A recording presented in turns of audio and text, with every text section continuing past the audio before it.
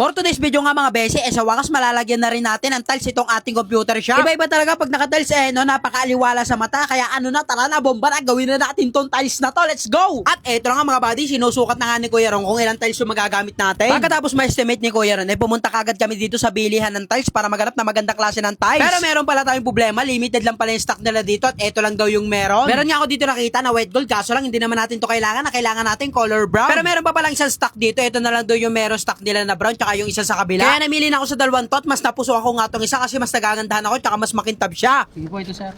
Ilang peraso? Oo. Mga 60 peraso pa.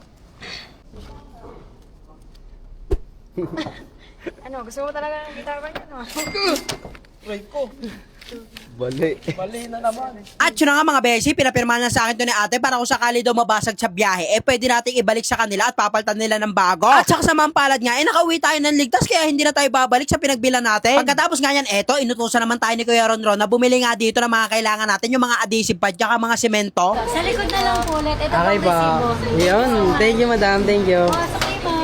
Keep the change. Joke lang. Thank you madam, thank you. Alright guys, siguro estimated ko na nagagastos ngayon.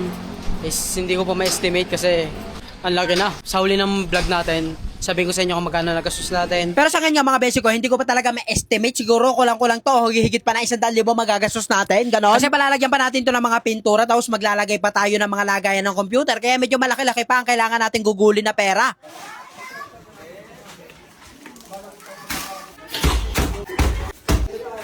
At dito naman sa loob, sinisimulan na ni Kuya Ron ang pagkagawa dito sa ating tiles. Makakasigurado nga tayo na tuwid na magiging tiles natin kasi ginagamitan nga ni Kuya Ron yan ng level bar bawat sulok. Curious lang ako, bakit yan ginagamit nila dito, dry pack? Ba't hindi nila gawin yung halo na talaga? Kasi kung gano'n ang gagamitin nila, di ba mas matibay yun? Tsaka talaga namang pang matagalan, yung sobrang tigas. Alam ko na, siguro pag gano'n ang ginamit nila, gigitak yun, tapos madadali din tong tiles. O kaya naman, bigla magalindol, di magkakagitak nga yun. Tapos, ayun nga, masisira din yung tiles. Kaya, oo nga naman, tama nga naman.